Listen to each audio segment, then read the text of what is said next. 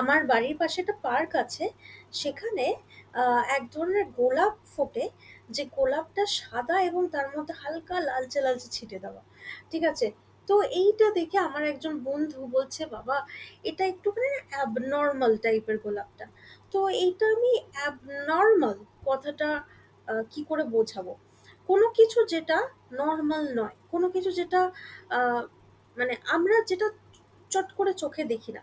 আচ্ছা, এবারে আমি একটা কথা বলি, যে এই যে অ্যাবনর্মাল কথাটা, সেটা অনেকে কিন্তু খুব নেগেটিভ ভাবে এবং খুব হার্টফুল ভাবে ইউজ করে।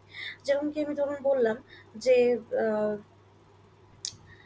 if we do not start moving early, we will lose track of time.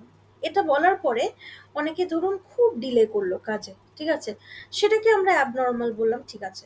কিন্তু কিছু কিছু মানুষ আবার খুব ফাস্ট কাজ করতে পারে, খুব টাইম মানিয়ে কাজ করতে পারে, তাদেরকে আমরা ডিলে করলাম, তাদেরকে বললাম যে বাবা তুই যে অ্যাবনর্মাল রে, এত কাজ করিস। এটা কি মেনে নেওয়া যায়? মেনে নেওয়া যায় না, রাইট?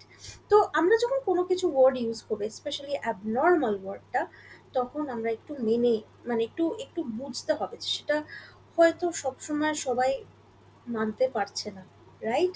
তো অ্যাবনর্মাল ওয়ার্ডটা একটুখানি সাবধানে ইউজ করাটাই ভালো, তাই না? Stay tuned.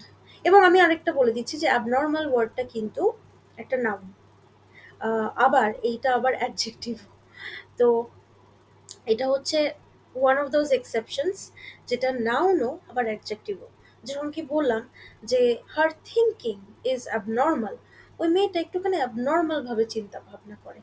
এবং আহ, এবং এই যে এই ব্যাপারটা, যে হার way of life is not normal বা অ্যাবনর্মাল, রাইট? এবারে অ্যাবনর্মাল মানে ধরুন আমি কোনো কিছু একটাকে বললাম যে